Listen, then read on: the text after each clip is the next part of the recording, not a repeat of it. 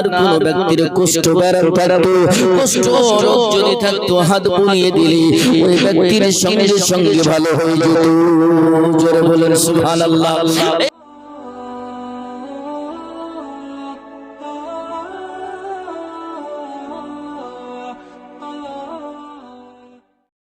खुदा घुमन तो तकदीर जगिए दाओ,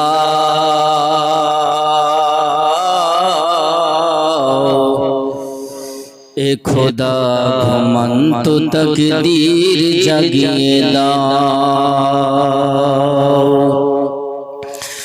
चुक दिए तो नबीर मदीना देखिए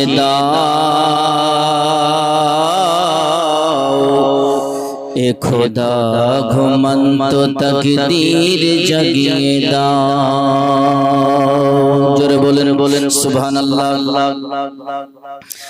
जे हाथे खुली कुरान से हाथे करी दुआ, जे हाथे खुली कुरान से हाथे करी दुआ, से हाथे नबीर औजार जाली धरिए दाओ।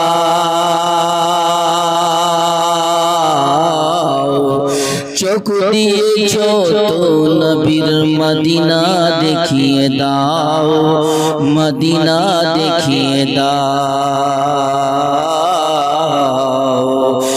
खुदा घुमन तो तकदीर जगिए दाओ। ओगो हाथ दिए मुख ढकते जानो ना হয় হাসরে,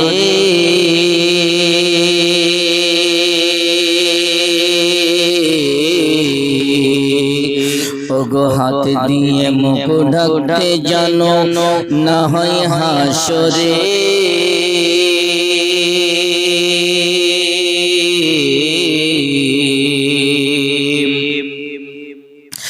নবীর দামান দিয়ে আমার মুক্তি ঢেকে দাও।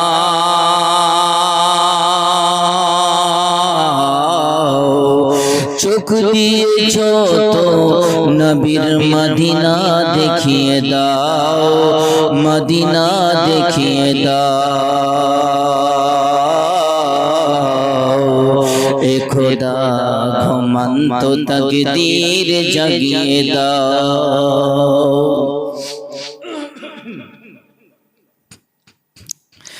বেরিয়েছে নবীর দুশমন, উঠিয়েছে তারা মাথা। বেরিয়েছে নবীর দুশমন, উঠিয়েছে তারা মাথা। আল্লাহ হযরতের মতো আবার কাউকে পাঠিয়ে দাও।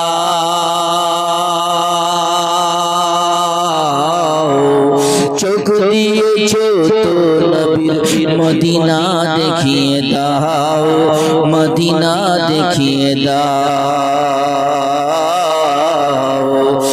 खुदा घुमन तो तकदीर जगिए दाओ। এমন রহম করো খোদা মাসুদের ওপর,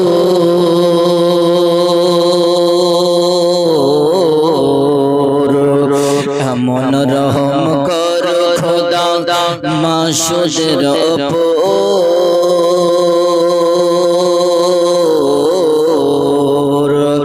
যা লিখবে কলমে তুমি নাত বানিয়ে দাও।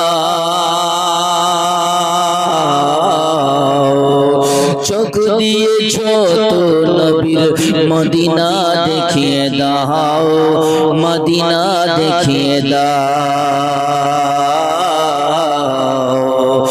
खुदा घुमन तो तकदीर जगिए दाओ। मुअज्जज ज़मीनी ग्राम अब्बा जान আমার এই আমার সোনা মানিকেরা, আল্লাহর নবী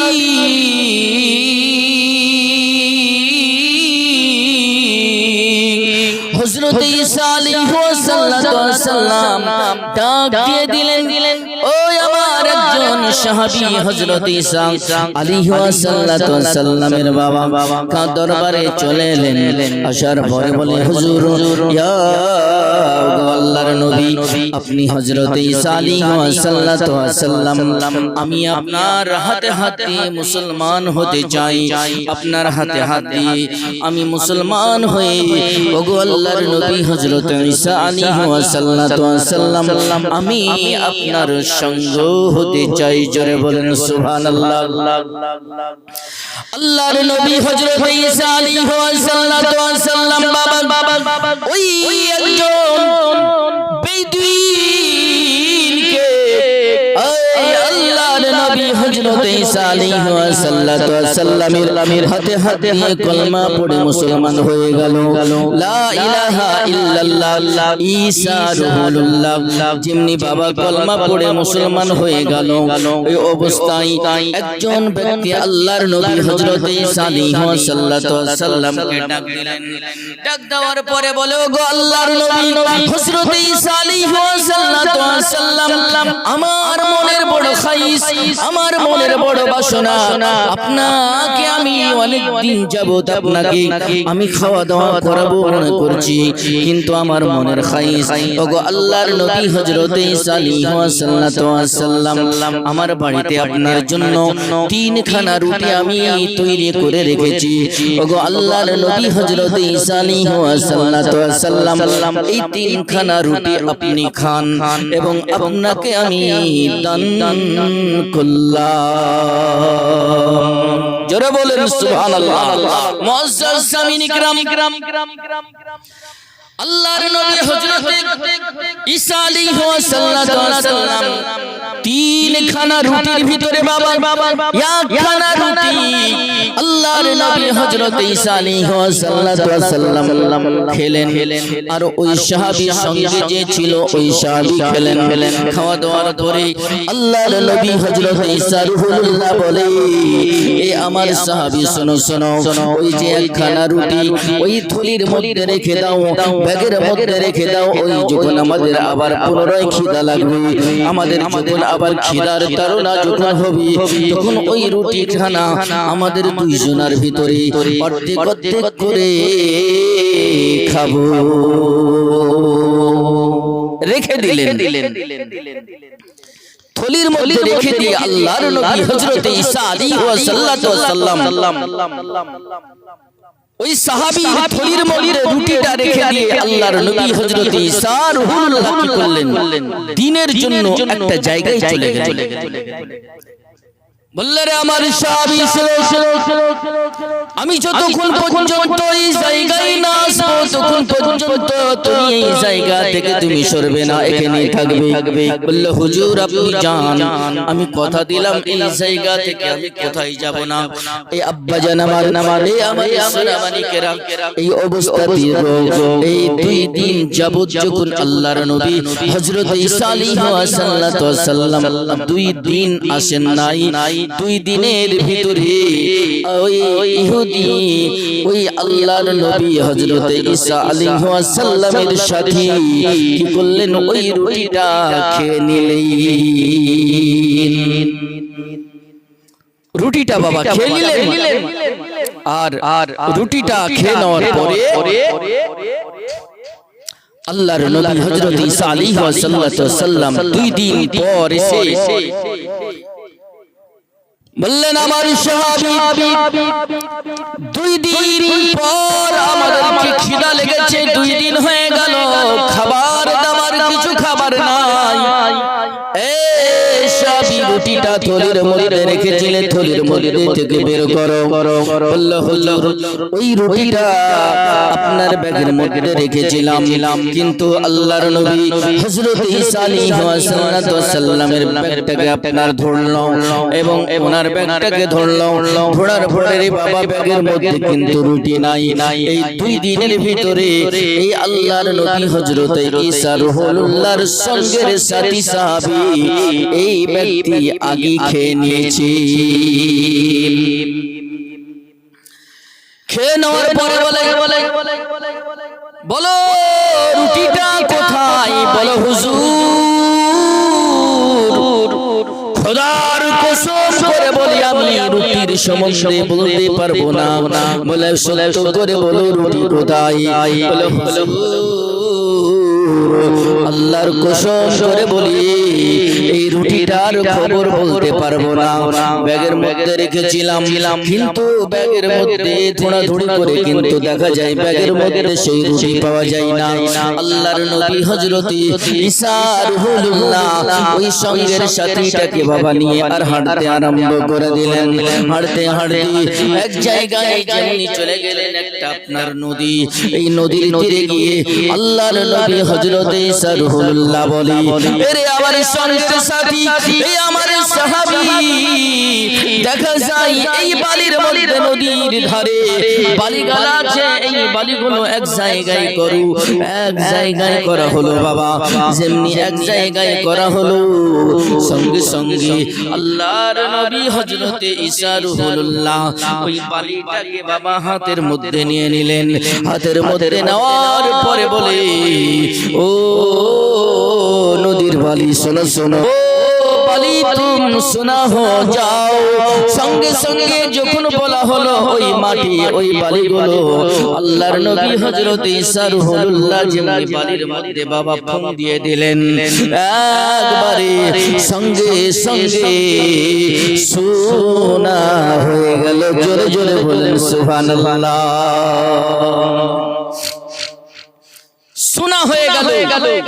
আর যখনই ওই বালিটা যখন সোনায় পরিণত হয়ে গেল, আল্লাহর নবী হযরত ঈসা রূহুল্লাহ বলে, ওরে আমার সঙ্গের সাথী শোনো শোনো শোনো শোনো, এই তিনটা ভাগ করো, সোনাটাকে তিনটা ভাগ করো। যেমনি বাবা বলা হলো তিনটা ভাগ করা হলো। তিনটা ভাগ করার পরে আল্লাহর নবী হযরত ঈসা রূহুল্লাহ বলে, এই আমার সঙ্গের সাথী, এরে আমার সাহাবী, শোনো শোনো শোনো শোনো, এই তিনটা ভাগের ভিতরে এই সোনা তিনটা ভাগ হলো। এই সোনা তিনটা ভাগের ভিতরে একটা ভাগ হলো আমার, আর একটা ভাগ হলো তোমার। এ আমার সঙ্গের সাথী,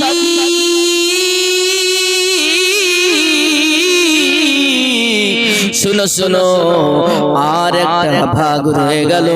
ওই ভাগটা হলো আমার, রুটিটা যে খেয়েছে তার। যেমনি বলা হলো সঙ্গে সঙ্গে ওই বেঈমান নবী আল্লাহর নবী হযরত ঈসা রূহুল্লাহর সঙ্গের সাথী বলে, হুজুর ওগো আল্লাহর নবী হযরত ঈসা রূহুল্লাহ, ওই রুটিটা তো আমি খেয়েছিলাম, আমি খেয়েছি, আমি আপনাকে বলে নয়, বলতে গেলে বড় শর্মিন্দা হয়ে যাব, বলতে গেলে বলে লজ্জায় পড়ে যাব, খিদার তাড়না সহ্য করতে পারি নাই। ওগো আল্লাহর নবী হযরত ঈসা রূহুল্লাহ খেয়ে ফেলেছি। আল্লাহর নবী হযরত ঈসা রূহুল্লাহ বলে, আমার সঙ্গের সাথী বাবা,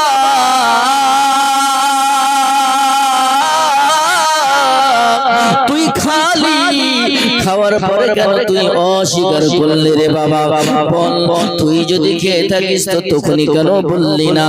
আল্লাহর নবী হযরত ঈসা রূহুল্লাহ বলে, হে আমার সঙ্গের সাথে শোনো শোনো, যখন তুমি ওই রুটিটা তুমি না বলে যখন তুমি খেয়ে নিয়েছো, যাও যাও আমার ভাগটাও তুমি নিয়ে নাও। জোরে বলেন সুবহানাল্লাহ। এ আল্লাহ জানাবান, এই আমার সোনা মালিকেরা, এ আমার মা বোনেরা, ওগো আমার কলেজার টুকরা সোনা মালিকেরা, দেখেন দেখেন সঙ্গে সঙ্গে আল্লাহর নবী হযরত ঈসা রূহুল্লাহ বলল, ও আমার সঙ্গের সাথে যাও যাও তুমি ওই সোনাটা নিয়ে নাও। আল্লাহর নবী হযরত ঈসা রূহুল্লাহ আপনার রাস্তা দিয়ে চলতে শুরু করে দিলেন। আল্লাহ আল্লাহ, ওই ব্যক্তি দুনিয়ার কত লোভ ছিল, দুনিয়ার প্রতি কত লোভ ছিল, দুনিয়ার প্রতি কত মোহব্বত ছিল গো। দুনিয়া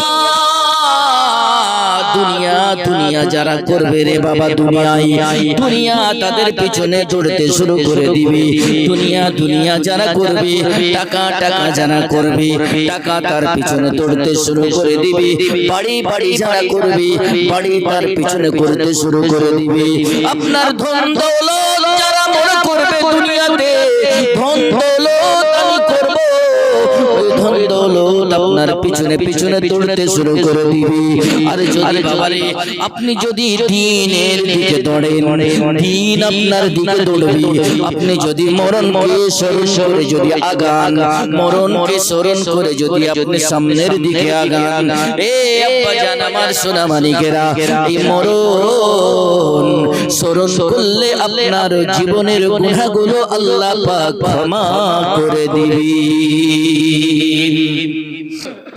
মুআজ্জাজ সামিন কিরাম আল্লাহর নবী হযরত ঈসা রূহুল্লাহ কি করলেন সোনাটাকে ওই ব্যক্তিকে দিয়ে রাস্তা দিয়ে চলতে শুরু করলেন ওই ব্যক্তি আহা তিনটা ভাগ সোনা পেয়ে তার মনের ভিতরে বড়ই আনন্দে আনন্দিত আল্লাহু আকবার বড়ই আনন্দে আনন্দিত এমনি দুনিয়ার সোনাগুলোকে একত্রিত করতেছে একত্রিত করার পরে যেমনি সোনাগুলো তুলতে যাবে এমনি সময় দুইজন ব্যক্তি এসে হাজির হয়ে গেল হায় হায় এই তো একজন ব্যক্তিকে পেয়ে গেছি সঙ্গে সঙ্গে ওনাকে ভাই তুমি কি করছো বললো কিছু না কাছে আসার পরে দেখতে পেল যে ওই ব্যক্তি কাছে কিছুটা সোনা রয়েছে দুইজনে চিন্তা ভাবনা করলো হায় রে বন্ধু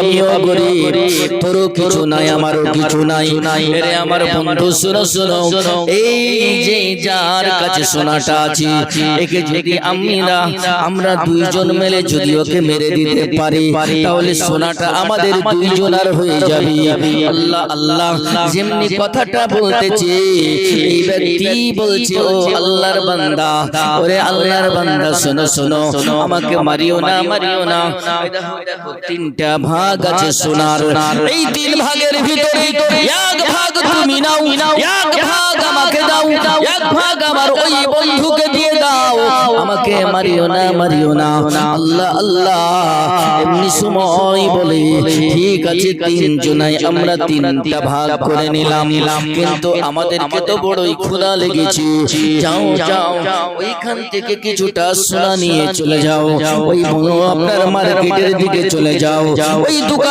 যাওয়ার পরে কিছু খাবার নিয়ে এসো ওই খাবারগুলো আমরা খাবো খাওয়ার পরে এই সোনাগুলো আস্তে আস্তে বাড়ির দিকে নিয়ে রওনা হব আল্লাহ আল্লাহ ও আব্বা জান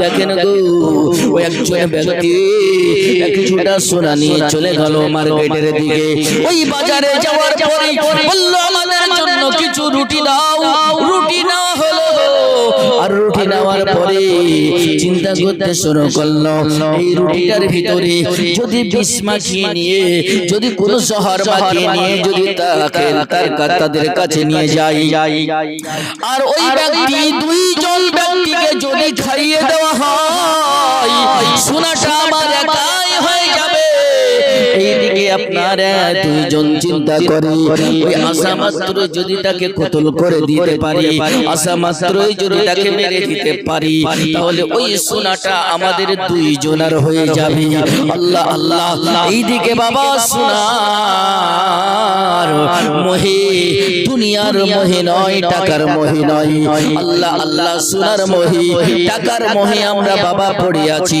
আল্লাহ কবরকে দেখে ভয় করি না মরণকে দেখে ভয় করি না জাহান্নামের আগুন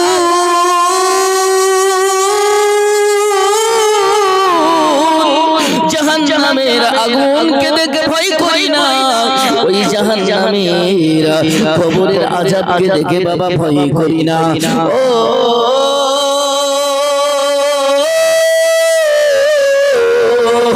মরণকে দেখে বাবা ভয় করি না এমনি সময় ওই ব্যক্তি রুটির মধ্যে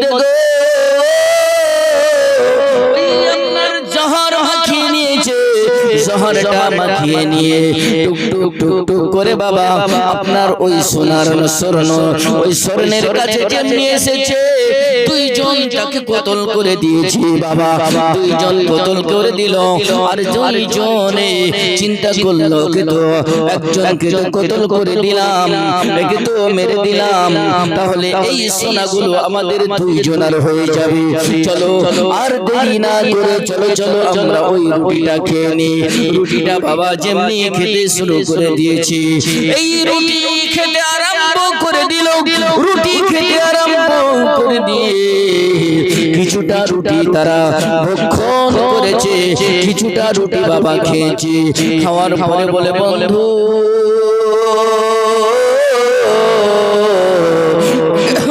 মনে হয় রে যেন শরীরটা যেন টলমল করে আল্লাহ আল্লাহ আরেক বন্ধু বলে ও বন্ধু মনে হয় যেন আর বাঁচবো না বুকের মধ্যে যেন কেমন করে গো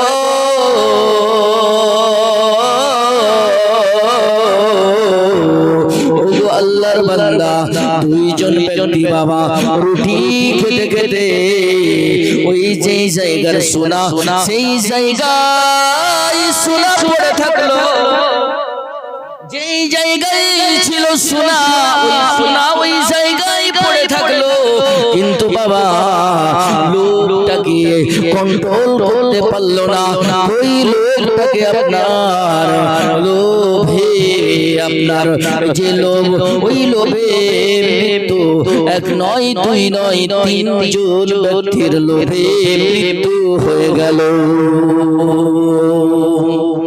এই জন্য বলা হয় লোভে পাপ পাপ আর পাপে মৃত্যু পাপ পাপ কো ছাড়ে না এ মুআজ্জাজ সামিনী کرام পাপ পাপ কো ছাড়ে না আল্লাহু আকবার আল্লাহু আকবার হযরত ঈসা আলাইহিস সালাম ইনি এমন একজন আল্লাহ পাকের নবী ইনি যখন আপনার মৃত্যু ব্যক্তিকে জিন্দা করে দিতে পারতেন জোরে বলেন সুবহানাল্লাহ ওই আপনার হাজার হাজার বছরের কবর হাজার হাজার বছরের পুরাতন কবরের কাছে গিয়ে যদি দাঁড়িয়ে বলতেন কুন বিইজনিল্লাহ এ আল্লাহর বান্দা তুমি দাঁড়িয়ে যাও এই হাজার হাজার বছরের মৃত্যু ব্যক্তি বাবা দাঁড়িয়ে জিন্দা হয়ে যেতেন আল্লাহ আল্লাহ শুধু তাই নয় যদি কাউরির চোখ যদি অন্ধ হতো আল্লাহর নবী হযরত ঈসা আলাইহিস সালাম যদি আপনার চোখের মধ্যে হাত বুলিয়ে দিত আপনার চোখকে আবার ফিরে পেত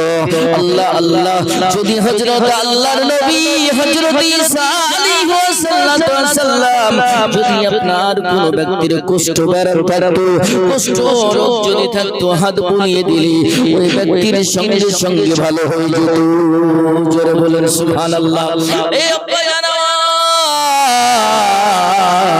এই আল্লাহর নবী হযরত ঈসা আলাইহিস সালাম কি আপনার কেউ বলছে না কেউ বলে না যে এই আল্লাহর নবী হযরত ঈসা রূহুল্লাহ এই ঈসা আলাইহিস সালাম কি কেউ বলে না নবী এই জন্য ওই এলাকার মানুষগুলো আল্লাহর নবী হযরত ঈসা রূহুল্লাহ কে বলে ওগো আল্লাহর নবী হযরত ঈসা আলাইহিস সালাম আপনাকে আমি নবী বলে মানব আপনাকে আমি রাসূল বলে মানব কিন্তু একটা কথা যদি আপনি আমাদের সম্মুখে যদি কিছু অলৌকিক কিছু ঘটনা দেখিয়ে দিতে পারেন আপনাকে আল্লাহর নবী হযরত ঈসা আলাইহিস সালাম বলে মানব জোরে জোরে বলেন সুবহানাল্লাহ আল্লাহর নবী হযরত ঈসা রূহুল্লাহ বলে ও আমার কওমেরা শুনো শুনো আমি একজন নবী তোমাদের বিশ্বাস হয় না কাজ করো এই জমিন থেকে কিছুটা কাদা নিয়ে এসো কাদা নিয়ে আসা হলো আর কাদা নিয়ে আসার পরে আল্লাহর নবী হযরত ঈসা আলাইহিস সালাম কি করলেন ওই কাদাটাকে আপনার সুন্দর করে মাখলেন সবার সামনে সুন্দর করে আপনার মাখার পরে তৈরন পাখি করলেন ওই জন্য মহান আল্লাহ রাব্বুল আলামিন কালামুল্লাহ শরীফের মধ্যে ঘোষণা করেন ফানা ফাখনা ফিহি ফায়াকুনু তায়রাম বিইজনিল্লাহ ওয়া উবুল আকমাহা ওয়াল আবরাস ওয়াহিল মাউতা বিইজনিল্লাহ এই একটা তৈরন পাখি তৈরি করার পরে আপনার হাতের মধ্যে আপনার রাখলেন রাখার পরে বলেন ও ওয়া উবরিউল আকমাহা ওয়াল আবরাসা ওয়া উহিল মাউতা বিইذنিল্লাহ সঙ্গে সঙ্গে আপনার হাতের মধ্যে আল্লাহ পাকের কোরআনের আয়াত নাজিল হয়ে গেল আল্লাহ পাকের কোরআনের আয়াত নাজিল হয়ে গেল সঙ্গে সঙ্গে আপনার হাতের মধ্যে ফুঁক দিয়ে দিলেন ওই তৈরন পাখি আপনার জিন্দা হয়ে গেল জিন্দা হয়ে যাওয়ার পরে আকাশের দিকে উড়তে শুরু করলো জোরে জোরে বলুন সুবহানাল্লাহ ইনার নামই হলো আল্লাহর নবী হযরত ঈসা রূহুল্লাহ এ মুআজ্জাজ সামিন ইকরাম ঈসা আলাইহিস সালাম ইনি হলেন আল্লাহ পাকের একজন নবী আল্লাহ আল্লাহ এই হযরত ঈসা আলাইহিস সালামকে মহান আল্লাহ রাব্বুল আলামিন অনেক অনেক অলৌকিক ঘটনা দিয়েছিলেন আল্লাহু আকবার কুম বিইذনিল্লাহ বললেই সকলেই আপনার মৃত ব্যক্তি জিন্দা হয়ে যেত জোরে জোরে বলেন সুবহানাল্লাহ।